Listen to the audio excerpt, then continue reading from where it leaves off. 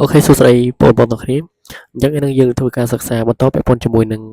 បំលែងកិលខ្សែកោងតាម vector AB vector VAB គឺV យើងគឺ coordinate x y យើងគឺ x ស្មើ a និង y ស្មើ b អញ្ចឹងយើងមើលនិយមន័យរបស់គេអញ្ចឹងដើម្បីសងខ្សែកោង C1 ដែលប្រើខ្សែកោងផ្សេងទៀតឬគេហៅថា C2 ដែលមានរាង y ស្មើនឹង x គេត្រូវបង្ហាញថាខ្សែកោង C1 ហ្នឹងគឺជារូបភាពនៃខ្សែកោង C2 C2 សេអងស៊ីដឺរបស់យើងនៅក្នុងបំលែងកិល vector v មាន coordinate AB អញ្ចឹងcoordinate គឺគេទៅសេតាមបែបសភៅពីសម័យដើមអញ្ចឹងគឺយើងសម័យឥឡូវគឺយើងទៅសេ vector AB coordinate AB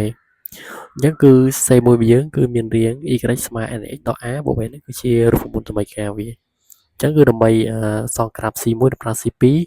ព្រោះតើយើងបង្ហាញថាខ្សែកោង C1 របស់យើងមានរាង y ស្មើ nx ដល់ a បូក y តោះនេះអូខេអញ្ចឹងយើងមកមើលឧទាហរណ៍របស់យើងឧទាហរណ៍ទី1របស់យើងគេឲ្យចូលសង់ខ្សែកោង C1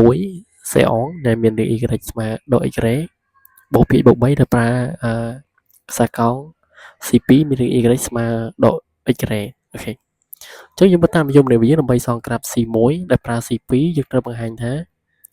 C1 នឹងជារូបភាពនៃ C2 តាមបំលែងកិល vector AB អញ្ចឹងយើងមានC2 របស់យើងណា C2 យើង C2 របស់យើងស្មើអីគេគឺឲ្យមកនេះគឺy យើងគឺស្មើនឹងដល់ x ណាកំណត់គ្រប់ x របស់ a អញ្ចឹងដែលកំណត់វាគឺកំណត់ x របស់ a អញ្ចឹងមាន C1 របស់យើងគឺស្មើគេគឺដក x បូក 2x បូក 3អញ្ចឹងនេះយើងថែមថយតួវាមកយើងទាញសញ្ញាដកជាកតាតើនេះចានេះទៅជានៅសល់ x អានេះ 2x ទៅជាដក 2x យើងបូក1មកនេះមាន1យើងគុណចូលដក1យើងបន្ថែមវិញគឺនេះទៅជាលេខ4ដែរចឹងនេះគឺរៀងអីគេគឺ x ដក 2x បូក1អញ្ចឹងគឺ x ដក1 អូការ៉េតែចឹងនេះវាស្មើនឹងដកកតា x ដក1អូការ៉េអញ្ចឹងយើងមើលអានេះវាស្មើគេចឹងបាននេះគឺnx បូក4ដែរនេះគឺស្មើ nx ដក1អញ្ចឹងនេះអានេះគឺ nx ស្មើប៉ុណ្ណឹងអញ្ចឹង nx ដក1គឺ nx ស្មើដល់ x អានេះអញ្ចឹងជំនួស x ដល់ x ដក1វាទៅជា nx ដក1ទៅណាទៅកន្លែងហ្នឹងអញ្ចឹងយើងបានគេអញ្ចឹងវាចូលរៀងគេគឺ C1 របស់យើងគឺមានរៀងគេមានរៀង y ស្មើ nx ដក a បូក b អញ្ចឹងចូលរៀងនេះអញ្ចឹងយើងមានថាមានថា C1 របស់យើងជារូបភាពនៃខ្សែកោង C2 Cder ក្នុងបំលែងកិល vector v coordinate 14អញ្ចឹងមកយើងបាននឹងយើងសង្ក្រាបវាអញ្ចឹងដើម្បីសង្ក្រាបវាមួយយើងប្រើ C2 អញ្ចឹង C2 វាជាគេ y ស្មើដល់ y ជា parabol ដែរអញ្ចឹង parabol b គុណ a វាវិជ្ជមានអញ្ចឹងវាកាត់តាមផ្ចិតតើនេះផ្ចិត o ហើយវាគឺអវិជ្ជមានអញ្ចឹងនេះគឺក្រាប C1 នេះសំដៅគឺ C2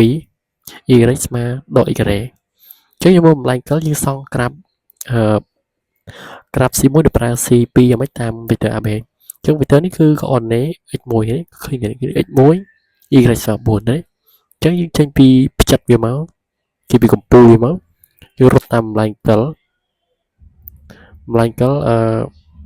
vector vector AB តើនេះអូខេគឺ vector v coordinate AB អញ្ចឹងនេះគឺតាម vector នេះអញ្ចឹងគ្រប់ខ្សែកោងនេះយើងត្រូវរំកិលវាតាមទិសស្របជាមួយនឹង vector នេះអញ្ចឹងយើងគួរតែចំណុចវាមកយើងគួរបន្តស្របពីទីតាំងនេះមកស្របជាមួយនឹងផ្ចិតនេះមកតើនេះគួរមកឲ្យប្រវែងវាគឺស្មើនឹងប្រវែងនេះប្រវែងគឺស្មើគ្នាអញ្ចឹងយើងភ្ជាប់វាមកយើងគូនេះគឺដូចគ្នាគឺចំណោលវាឲ្យស្របជាមួយនឹងខ្សែហ្នឹងមកប្រវែងគ្នាមកគឺយើងបានខ្សែកោងថ្មីអញ្ចឹងនេះដូចគ្នាដែរ